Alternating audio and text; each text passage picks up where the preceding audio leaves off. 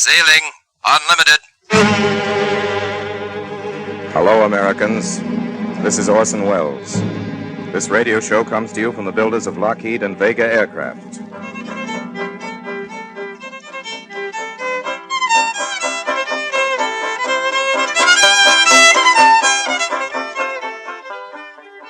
Our story tonight concerns three members of the radio public who are at this moment listening to another radio program. The striking power of a fighting force depends on its supply lines. Air transport has given to this war its quality of extreme mobility and compressed action. Our three listeners are none of them under 90 years old. They agree on almost nothing, including this radio program. Air Transport Command planes flew 5 million miles in 5 months on the Australian front alone with the loss of only one plane. Air Transport Command moved a total cargo of 500,000 pounds in a single operation. One crew made 5 South Atlantic crossings in 5 days. Oh, these radio fellows here today and gone tomorrow. That was Corporal Homer Fickett just heard from, who, as usual, has grabbed the most comfortable chair in the sheltering arms old soldiers' home. By air freighters, the flying boxcars. Flying boxcars. That's dangerous talk. It comes right down to mud, Bub. You can't beat a Missouri mule. Solomon Olmsted was a mule skinner in the Civil War and proud of it. Well, there ought to be a law. Corporal Fickett, however, is a man of more parts, which he freely admits. He was, among other things, the sulphurous editor from 1871 to 1886 of the Hodgetown Scimitar and Clarion Call. Its slogan, Fearless, undaunted, imperishable Hodge County Americanism. Forever. Ephraim Dexter was in the cavalry at Petersburg. Would have been at San Juan Hill if they'd let me. Of course, all three wear their decorations. The most original of these is on Dexter's lapel. A pair of silver wings. Cargo delivered without incident. Cargo. It could have been diamond drills, sulfathiazole, walkie-talkies, 50 caliber cartridges, blood plasma, jeeps, peeps, V-mail, parlays, ration K. It would have been any of these things. It is every day. In this case, the cargo was an American export on reservoirs of goodwill. Wendell L. Wilkie. Why don't those fellas stay home, mind their own business? He didn't just up and go. The president sent him. New measure. I quote from him. I have traveled a total of 31,000 miles, which sounds very far. The net impression of my trip, however, is not one of distances from other peoples, but of closeness to them. Unquote. What's that about? American fighting men are finding this out for themselves. Not only the flyers, today's troops move by air. Yeah, but how many The success of last week's smash through in New Guinea, which caught the Japs flat-footed in Buna, was the surprise landing of men, supplies, and even jeeps in the greatest airborne infantry movement in history. Paratroops were flown 1,500 miles non-stop from England to Iran in 8 hours for our invasion of North Africa. The Air Transport Command... We've heard enough of that. Oh, hold on. No, I'd rather wait for facts. We'll never know what happened till it's all over. We won't know the facts till 20 years after the war. In that case, you'll never know. ATC, that's what that fellow was talking about. The Air Transport Command. My grandnephew's in there. Well, you can't get a fighting army any further than they can march. Remember Petersburg? My grandnephew, Richard, he always said... Oh, by the way, how's he doing? Richard? That grandnephew of yours. You had any word from him lately? Well, he's been mighty busy, Richard has. He covers a lot of territory. Last time I heard from him, he had laundry waiting for him in 17 foreign countries. You're the only one in the Homes had a letter this month, Yeah, however. from the War Department, too. I seen the envelope. Official business. It was marked. Yeah, that's right. What's the War Department writing about, Corporal? In due time, Solly. I'll take that up in due time. Just now, I'd like to hear a little more about Dexter's grandnephew, or great-grandnephew, or great-great-great-grandnephew. Well, thank you. Thank you, Homer. I never thought you was much interested. He's a pilot, you know, a head pilot. Yeah, sure, we know. He sent me these wings. Yeah. See these wings? Yeah, we seen the wings. Oh, come to think of it, I never had a close look, Dexter. Mind if I do? Oh, sure thing, Homer. Here you be. They're just, regulation pilot's air wings. Must have stamped a tremendous lot of these things out all at once, Dexter. That's kind of dim for an eagle. What's it made out of? Silver. Huh. Some of it's come off on your coat, Dexter. What's AEA stand for? Oh, here it is. Written out on the other side. Air Eagles of America. What's that?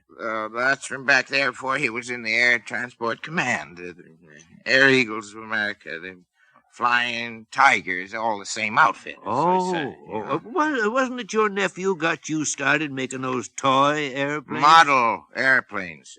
I started him. Why, when Richard was only Yeah, you told us. And, You and him took your first ride in a flying machine. McHenry County Fair. We was up there for 25 minutes. $1 for every state I saw. 5 states I could see. Can't seem like much now, Dexter. At least not to that great grandnephew, with him kiting all over the face of the globe and all that laundry piling. You know what Richard says? He says that only 18 months back there wasn't any ATC. That's the Air Transport Command. There was just nothing at all but a little old cubbyhole back somewhere in Washington with 2 men in it and a stenographer.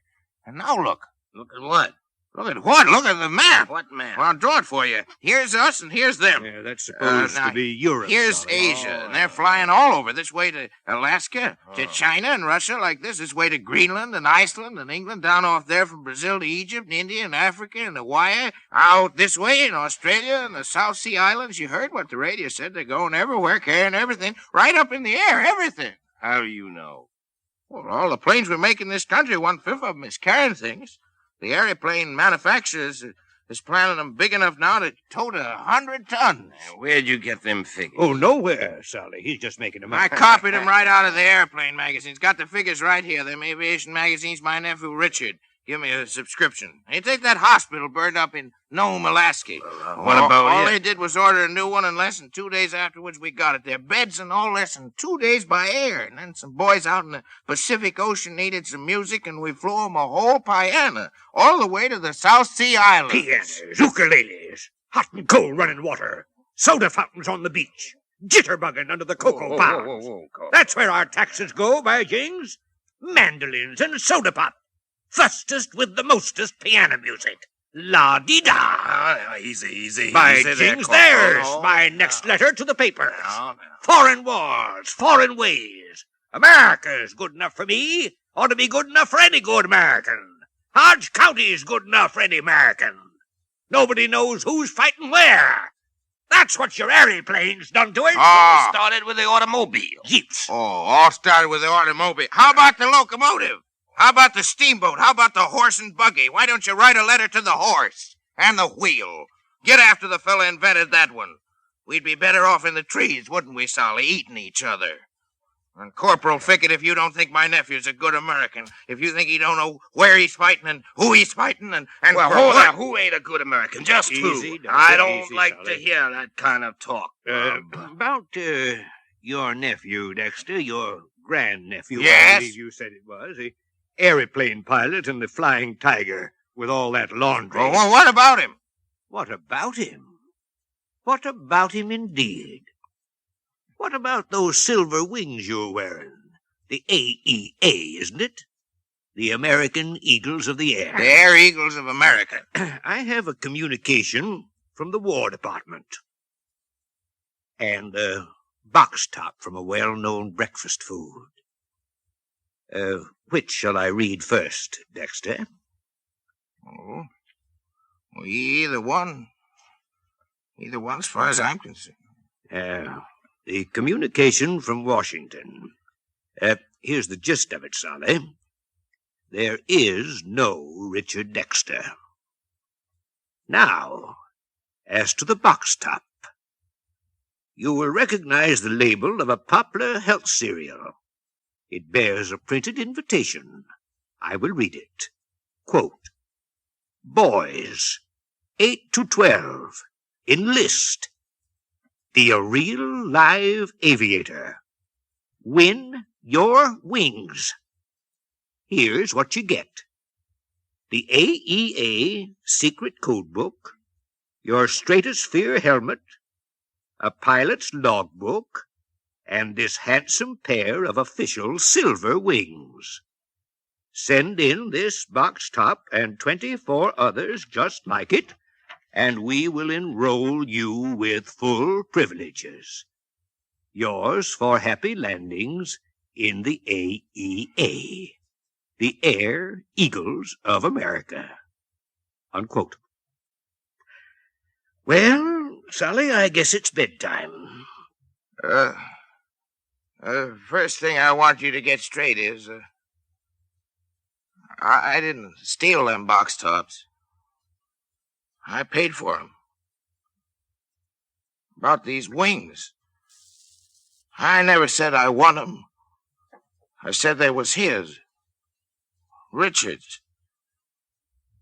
Corporal Fickett says he's found out there isn't any Richard. He's wrong. First off, I just wanted something to boast about, so I saved up for those aviation magazines so it'd sound right. I saved those box tops for one of them log books they send so's I could tell one plane from another, which none of you can. I took that trip back in '28, I really did, at the McHenry County Fair. I saw them 5 states. That's what started it. Just don't tell me there ain't any Richard. He looks like that pilot took me up. That fella's somewhere right now fighting in this war. He's Richard, but he don't know it. So's a lot of others. Colin Kelly, O'Hare, Levine. Thousands of them. President says there's going to be 1 million. You talk about Petersburg. You're always talking about Petersburg. All right, I was at Petersburg, too, and I'm proud of it. We fought there for the Union, and we won. Abe Lincoln told us no nation could exist half slave and half free. And now we're all free. And when you want to go someplace, you just go, and nobody stops you at the border with a gun when you try to get from one state to another. And your money's good all over. Why, the whole world's just as small as America was back in 1863. Smaller. That's what those big planes are doing. I'm proud of Petersburg, but right now I want to talk about Casablanca. I want to talk about Hangzhou and Libya and Stalingrad and Guadalcanal. No nation can exist half slave and half free. No world can exist half slave and half free. Well, see you in the morning. Night, Homer. Night, Solly.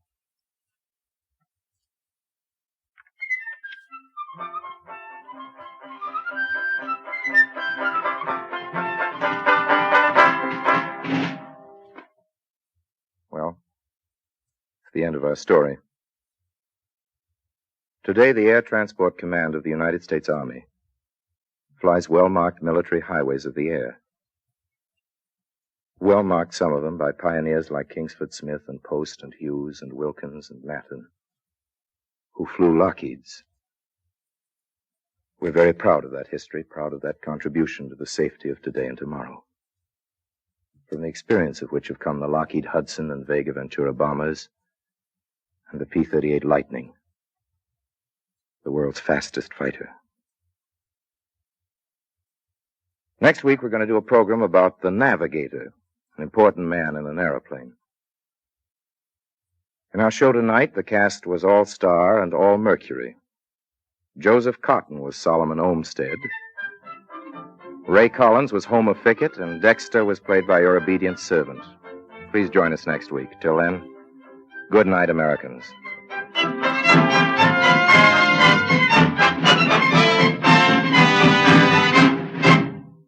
This program has come to you from the Lockheed and Vega Aircraft Corporations of Burbank, California.